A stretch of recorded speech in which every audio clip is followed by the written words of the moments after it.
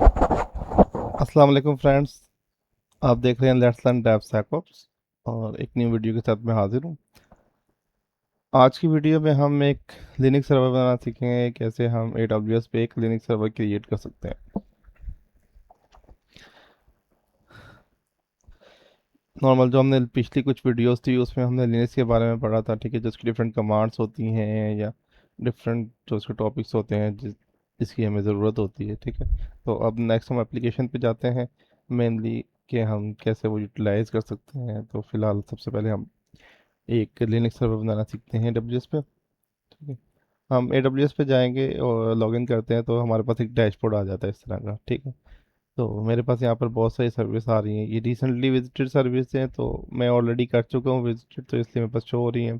तो अगर आपके पास शो नहीं हो रही तो कोई इशू नहीं है, आप सर्च में जाएं और सबसे पहले लिखें EC2, ठीक है। हमें EC2 सर्विस यूज़ करनी है AWS की।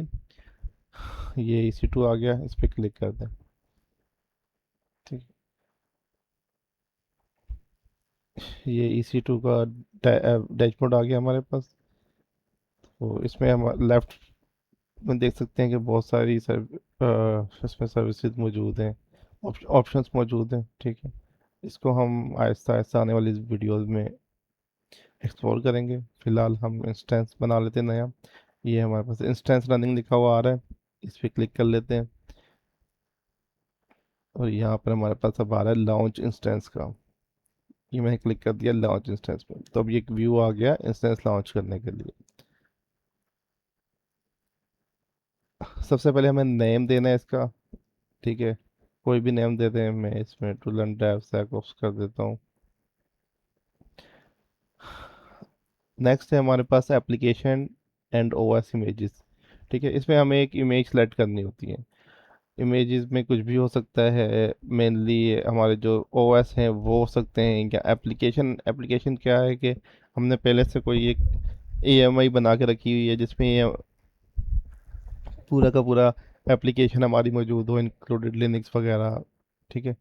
तो ये बाद में हम पढ़ लेंगे इसके बारे में। फ़िलहाल तो हमें एक बेसिक लिनक्स सर्वर क्रिएट करना है हमें। तो यहाँ पे हम देख सकते हैं कि हमारे पास बहुत सारे ऑप्शन आ रहे हैं। अमेजन लिनक्स आ रहा है, मैक OS आ रहा है, यूबंटू आ रहा है, विंडोज़ आ रहा है, रेड हैट आ रहा है, ठीक है।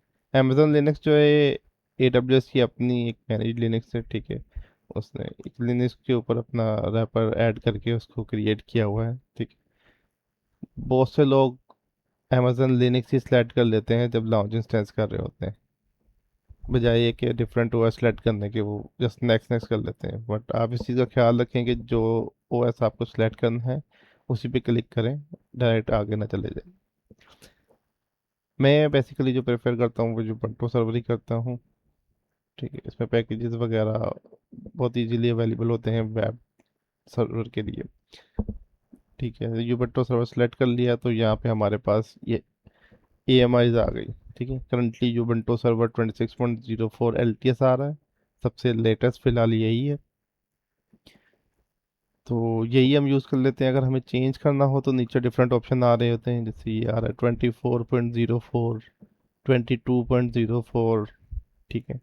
तो इनमें से कोई भी सिलेक्ट कर सकते हैं, बट इसमें ख्याल रखिएगा सिर्फ बेसिक वाला सिलेक्ट करें। जैसे ये जो आ रहा है 22.04 LTS, ये है SQL सर्वर 22 स्टैंडर्ड, मतलब इसमें SQL सर्वर भी इंस्टॉल होगा, ठीक है। तो बिल्कुल बेसिक नहीं है, तो इसमें इस चीज़ का ख्याल लाजमी रखिएगा। तो मैं ये सेलेक्ट कर लेता हूँ।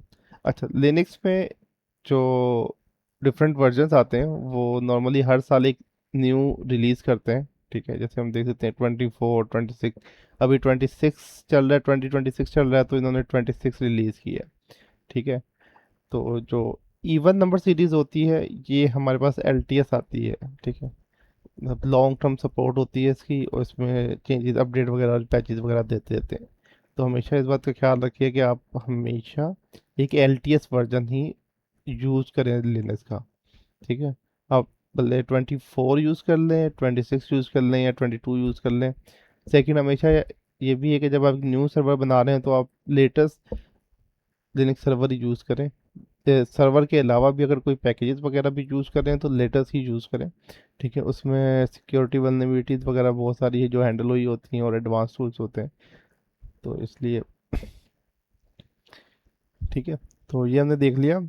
हमेशा एक लेटेस्ट वर्जन, एलटीएस वर्जन, जो कि जुवेंटो में या जो है ये वो इवन नंबर के हिसाब से आता है, जो भी ईयर होता है, जैसे भी 24, 26, 22। ठीक है, ये हमने सेलेक्ट कर लिया। नेक्स्ट हमारे पास यहाँ पे आ रहा है आर्किटेक्चर। अब आर्किटेक्चर में दो चीज़ें आ रही हैं, एक x86 आ रहा है और एक आर्म आ रहा है। ठीक है, x86 ओल्ड है जो इंटेल बेस होता था। ठीक है, अब आर्म बेस प्रोसेसर आ रहे हैं। अब ये जो आर्म बेस है ये AWS का अपना है। अच्छा, ये x86 जो आप यूज़ करते हैं तो इसमें हमारे पास नीचे डिफरेंट इंस्टेंस टाइप आ रही होती है। ठीक है, अब इसके हिसाब से इंस्टेंस टाइप्स ओपन होती हैं। अगर मैं x86 ओपन करूँगा तो बस T2 आ रही है, T3 आ रही है।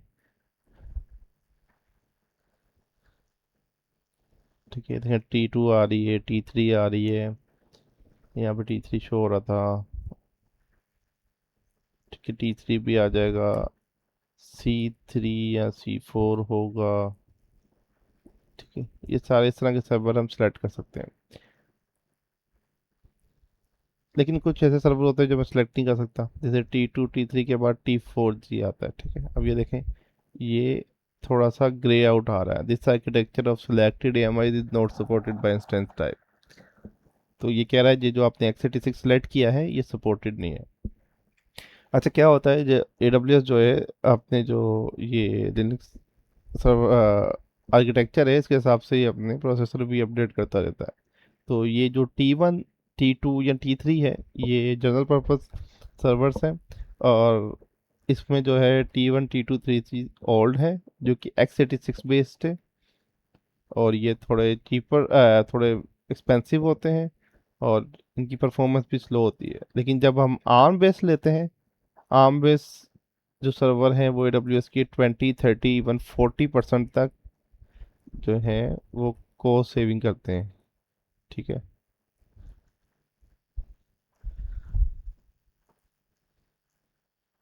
मतलब उससे लैक्स एक्सपेंसिव है जो हमने वो यूज़ किए होंगे। जो हम x86 आर्किटेक्चर यूज़ करते हैं उससे सस्ते होंगे। तो ये देखें T4G स्मॉल आ गया। अब अगर मैं T2 या T3 सिलेक्ट करता हूँ तो अब ये ग्रे आउट हो गया। ठीक है, मतलब दोनों अल्टरनेटली आर्म वाले जो हैं वो ओल्ड x86 वाले सर्वर्स पे नहीं चल सकते, और x86 वाले ARM 64 पे नहीं चल सकते। ठीक है, तो अब नॉर्मली हमें यही करना चाहिए कि आर्म बेस सर्वर ही देना चाहिए। अगर आपकी कोई ऐसी एप्लीकेशन है जो आर्म पे वर्क नहीं करेगी तो इसका आप पहले से चेक कर लें। ठीक है, लेकिन बेस्ट यही है कि वो आर्म बेस लें। लेस एक्सपेंसिव होते हैं, चीपर होते हैं। इसके अलावा परफॉर्मेंस में भी अच्छे होते हैं। ठीक है, तो मैंने एक ये T4G सर्वर ले लिया। अच्छा, इसमें भी आगे डिफरेंट वो टाइप्स होती हैं। ठीक है, फैमिली T4G में अब डिपेंड कर रहा होता है कि आपने कितनी CPU और मेमोरी लेनी है। ठीक है, तो जो स्मॉल होता है इसमें 2 vCPUs होते हैं और 2 GB रैम होती है। अच्छा, जब भी हम सर्वर बना रहे होते हैं ये दो चीज़ें बड़ी, तीन चीज़ें बहुत इंपॉर्टेंट होती हैं। आपने कितने vCPUs लेने हैं। ठीक है, आपको प्रोसेसिंग कितनी होनी चाहिए, आपकी मेमोरी कितनी आपको चाहिए। ठीक है, और थर्ड जो है वो होती है हार्ड डिस्क। ठीक है, कि हार्ड डिस्क आपने कितनी यूटिलाइज करनी है, आपकी कितनी ज़रूरत हो सकती है।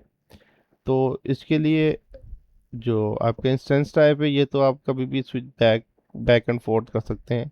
तो बेस्ट लेकिन यही होता है कि आप स्मॉलेस्ट वन चूज़ करें, और जब आपको नीड हो तो आप उसको चेंज कर लें, मतलब उसकी CPUs बढ़ा लें या फिर आप उसकी मेमोरी इंक्रीज कर लें।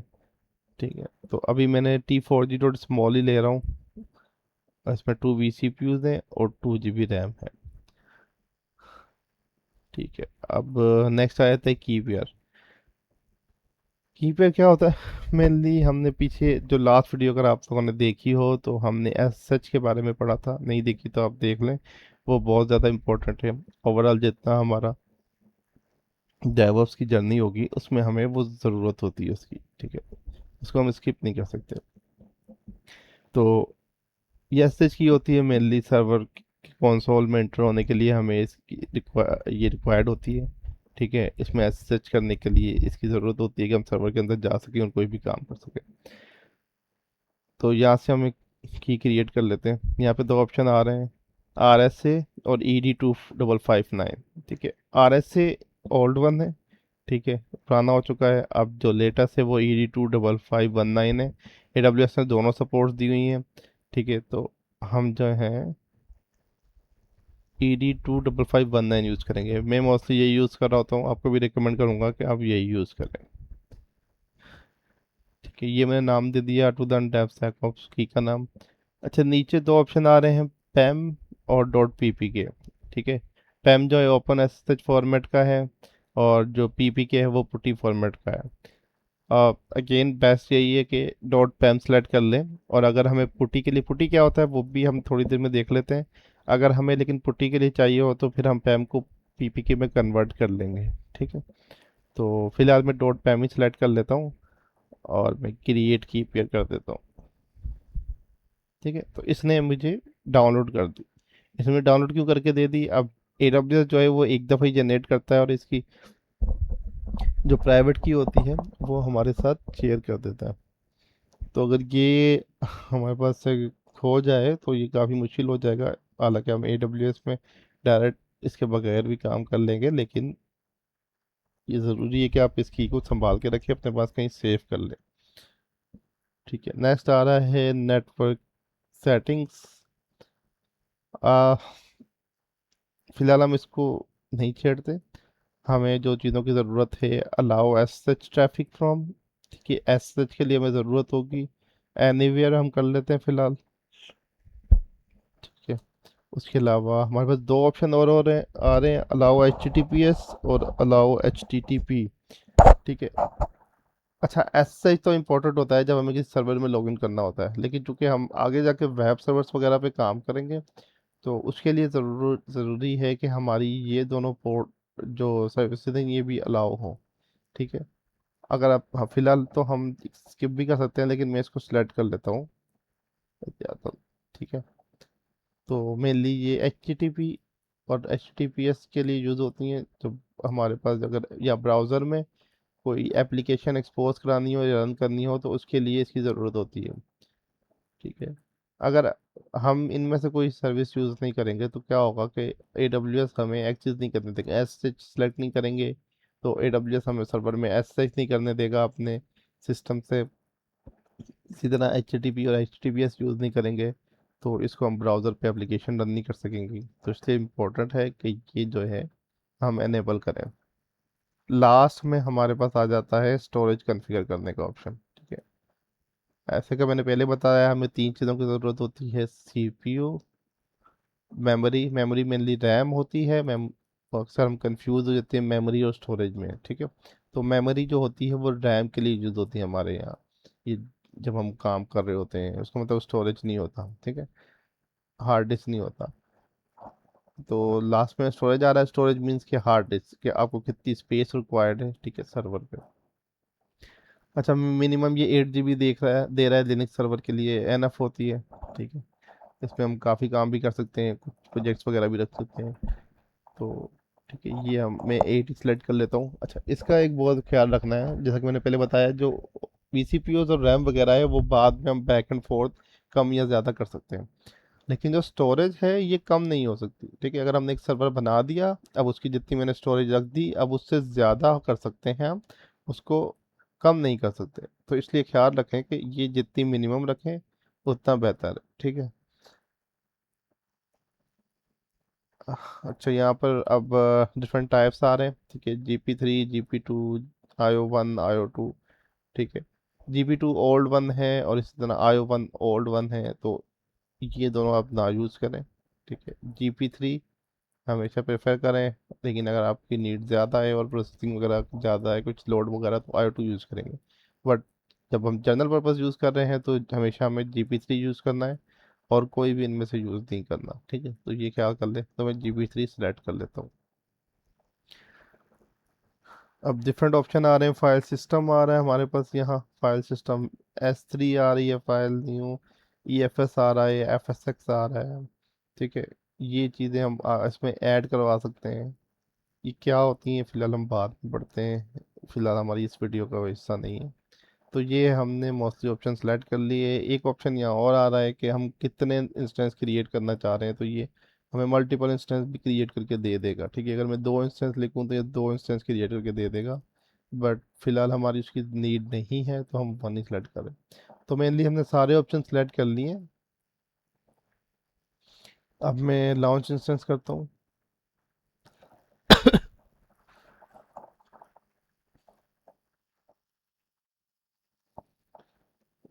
तो ये सर्वर क्रिएट हो गया, successfully initiated launch of service. अच्छा, इंस्टेंस इनिशिएट कर दिया लॉन्च ऑफ इंस्टेंस, थोड़ा टाइम लगेगा। हम इसमें आ जाते हैं, आगे ही इसकी आईडी दी हुई है, इस पर क्लिक करेंगे तो ये हमें सर्वर पे ले जाएगा जो उसने क्रिएट किया होगा। वैसे भी अगर हम यहाँ से इंस्टेंसेस में चले जाएं बैक, तो यहाँ पर भी ये हमें शो कर देगा। ठीक है, ये रनिंग इंस्टेंस हमारे पास आ रहा है, ये इंस्टेंस आ गया, उसका नेम आ गया, इसकी आईडी आ गई, वो रनिंग स्टेट में है, T4G स्मॉल है, स्टेटस इनिशियलाइजिंग हो रहा है। अच्छा, ये अवेलेबिलिटी जोन आ रहा है, इसे भी हम बाद में पढ़ लेंगे। हाँ, ये एक इम्पोर्टेंट चीज़ है, पब्लिक आईपी। ठीक है, पब्लिक आईपी क्या होती है? पब्लिक आईपी के थ्रू हम इस सर्वर को कहीं से भी एक्सेस कर सकते हैं। ठीक है, ये बहुत ख्याल रखना है।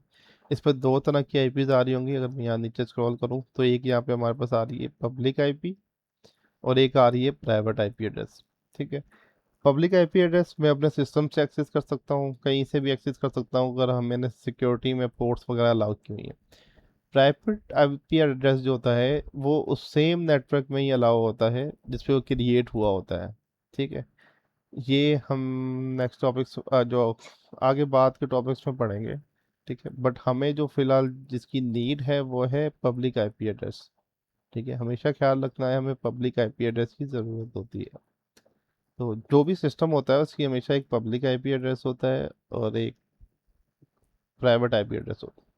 ठीक है, जब भी आप उसके साथ कोई नेटवर्क अटैच करते हैं तो ये दोनों चीज़ें उसके साथ अटैच हो जाती हैं। सही है।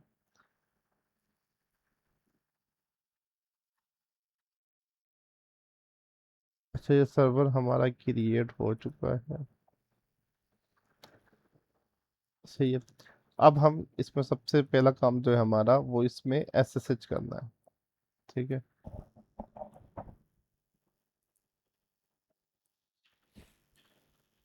ओके, डिफरेंट टूल हमें चाहिए होते हैं एसएसएच करने के लिए, सर्वर के लिए अवेलेबल होते हैं डिफरेंट टूल्स।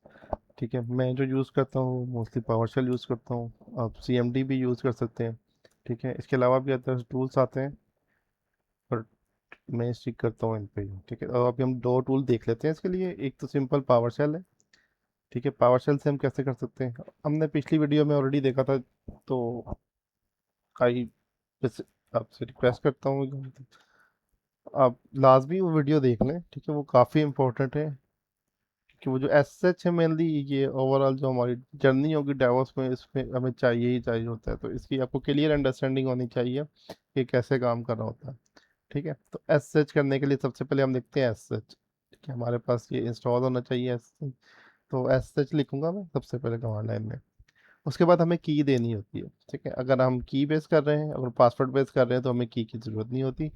तो अगर हम की भी बेस कर रहे होते हैं तो हमें की देनी होती है। ठीक है, तो जो की हमने यहाँ डाउनलोड की थी डॉट पैम की, ये देख लेते हैं। मैंने यहाँ पर ये सेव कर दी है डॉक्यूमेंट स्लैश सर्वर के फोल्डर में। आप भी उसको कहीं ना कहीं इजीली सेव कर लें जो आप जहाँ आपके पास वो सिक्योर रहे। ठीक है, तो ये मेरी फाइल मौजूद है to.sacos.com, ये मेरी डॉक्यूमेंट में सर्वर के अंदर मौजूद है। ठीक है, तो मैं यहाँ पे क्या करूँगा, लिखूंगा -i डॉक्यूमेंट्स, जो भी इसका पाथ होगा इसके बाद आपने उसका पाथ देना है। ठीक है, यहाँ पर आप फुल पाथ भी दे सकते हैं। फुल पाथ इसका बनेगा C: users/hp। ठीक है, विंडोज़ है तो ये पाथ बनता है आपका, लिनक्स होगा तो उसमें डिफरेंट पाथ होगा, वो हम बाद में देख लेंगे। ठीक है, बट फिलहाल इसका ये होता है हमने लोकेशन देनी होती है। तो यहाँ पे डॉक्यूमेंट्स में जाएंगे हम, डॉक्यूमेंट्स में सर्वर था मेरे पास फोल्डर, उसके अंदर टू लर्न उसके नाम से ये मेरी पैम फाइल मैंने सेव की हुई है। ठीक, ये हो गया। नेक्स्ट ये होता है हमें यूज़र नेम देना होता है। आ, मेरे ख्याल में यहाँ पे AWS यूज़र नेम शो नहीं करता। फिर भी देख लेते हैं। बाय डिफ़ॉल्ट जो जुबंटू सर्वर होता है उसका यूज़र नेम जुबंटू होता है, और मोस्टली जो सर्विसेज होती हैं उसमें यूज़र नेम ऐसे ही होते हैं। अगर आप सेंटोस यूज़ कर रहे होते हैं तो बाय डिफ़ॉल्ट सेंटोस ही होता है। ए डब्ल्यू एस लिनक्स जो हमने पढ़ी थी उसमें EC2 डैश यूज़र होता है यूज़र नेम, ठीक है। तो डिफरेंट यूज़र नेम होते हैं, यहाँ पे शो नहीं हो रहा होता। तो ये आप ऑनलाइन इंटरनेट से चेक कर सकते हैं, गूगल वगैरह से, या आप याद कर लें। तो जुबंटो का जो यूज़र नेम होता है बाय डिफ़ॉल्ट जुबंटो होता है। एट द रेट, यहाँ पे जो पब्लिक आईपी है जिसके बारे में मैंने बात की, ये हमें चाहिए होती है। ख्याल रखें, अगेन दो कीज़ हैं, प्राइवेट कीज़ एंड पब्लिक की। हम चूंकि अपने सिस्टम से एक AWS डेटा सेंटर को जो ना कहीं यूएस में पड़ा हुआ है उसको एक्सेस करना है हमें, तो उसके लिए हमेशा हमें उसकी पब्लिक आईपी रिक्वायर्ड होगी, ठीक है। तो यहाँ पे हम पब्लिक आईपी दे देंगे। तो अगेन SH-I, उसके बाद हमें की देनी होती है। की के लिए -I लिख के उस फाइल का पाथ देते हैं। उसके बाद स्पेस देके यूजर नेम सर्वर का @ पब्लिक आईपी, ठीक है। एंटर कर देता हूँ मैं। तो ये हमारे पास जुबंटो सर्वर जो है उसका एज सच लॉग इन हो गया, जुबंटो सर्वर के अंदर आ गया, ठीक है। तो ये सिंपल तरीका होता है, वो की के थ्रू हमने पैम फाइल के थ्रू हम इसमें एज सच कर लिया। नेक्स्ट टूल जो है हमारा वो सेकंड टूल जो है वो पुटी है, ठीक है। पुटी के थ्रू भी हम सर्वर में एज सच कर सकते हैं। तो इसके लिए सिंपली आपको क्या करना होता है, ठीक है, ये पुटी डाउनलोड कर लें, इजीली अवेलेबल है, ओपन सोर्स टूल है। डाउनलोड करके अपने पास सेव कर लें। जब आप पुटी इंस्टॉल करते हैं तो हमारे पास दो चीज़ें सेव इंस्टॉल होती हैं, एक पुटी ऐप और एक पुटीजन। सबसे पहले हमें पुटीजन की ज़रूरत पड़ती है कि हमारी जो फाइल है वो .pem फॉर्मेट में है, ठीक है। जबकि जो पुटी है उसके लिए जो फाइल चाहिए होती है वो PP के फॉर्मेट में चाहिए होती है। तो पुटीजन में हम जाते हैं, इसमें फाइल जो है वो लोड करा लेता हूँ मैं। ये मैं आ गया डॉक्यूमेंट्स का सर्वर में, यहाँ पे मेरी फाइल सेव थी, शो नहीं हो रही। आ यहाँ पे जो है हमें ऑल फाइल्स करना पड़ेगा, तो ये फाइल्स शो हो गई। इसको मैं सिलेक्ट कर लेता हूँ। तो ये सक्सेसफुली इंपोर्ट कर दी फॉरन की। इसके बाद मैं सेव प्राइवेट की पे क्लिक करूंगा, तो इसने कहा sure you want to save this key without password. अच्छा, जो अभी तक जो लास्ट पैम फाइल हम यूज़ कर रहे थे उस पर कोई पासवर्ड ऐड नहीं था। तो जब हमने एसएच किया था तो उसने मुझे डायरेक्ट सर्वर में एसएच करवा दिया था बगैर किसी पासवर्ड वगैरह के। पर ये कह रहा है कि अगर आपने पास फ्रेज अगर ऐड करना है तो हम यहाँ पे की पास फ्रेज ऐड कर देंगे। तो जब हम लॉगिन करने जाएंगे पुटी से तो की तो मांगेगा, लेकिन उसके बाद वो कहेगा कि आप पासवर्ड भी ऐड करो, ठीक है। तो एक एक्स्ट्रा लेयर हो जाती है सिक्योरिटी की, आप ऐड करना चाहें तो कर लें। फिलहाल मैं इसको स्किप कर रहा हूँ, मैं यस कर देता हूँ। यहाँ पे जाके लिख देते हैं DevSecOps, ठीक है। ये सेव किया तो ये फाइल सेव हो गई टू देन devsecops.ppk के नाम से, ठीक है। अच्छा, इसकी अभी ज़रूरत ख़त्म हो गई है। नेक्स्ट हमें चाहिए पुटी, ठीक है। पुटी में आ जाते हैं, पुटी मैंने किया ओपन, ये मेरे पास इंटरफेस आ गया इसका। सबसे पहले इसमें क्या मांग रहा है, होस्ट।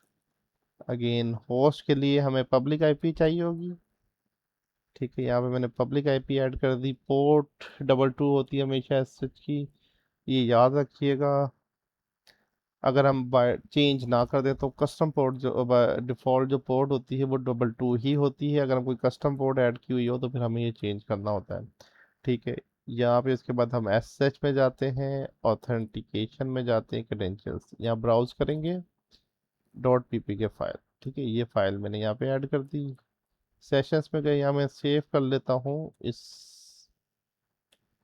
एसएच को, ठीक है। इससे क्या होता है कि ये यहाँ पे सेव हो जाएगी, और जब मुझे ज़रूरत होगी तो बार बार मुझे क्रेडेंशियल ऐड करने की ज़रूरत नहीं पड़ेगी, ठीक है। मैं सेव करता हूँ, ये देखिए यहाँ सेव हो गया। तो नेक्स्ट टाइम जब मुझे करना होगा तो सिंपल मैं पुटी में आऊँगा और यहाँ पे क्लिक करके इसको ओपन कर लूँगा, मुझे ये दोबारा साइज ऐड करने की ऑप्शन नहीं पड़ेगी। यहाँ पे मैं क्लिक करता हूँ ओपन, एक्सेप्ट कर लें। अब यहाँ पे मुझे कह रहा है लॉग इन एज, यहाँ पे हमें यूज़र नेम देना होता है अगर वो लॉग इन एज कह रहा होता है।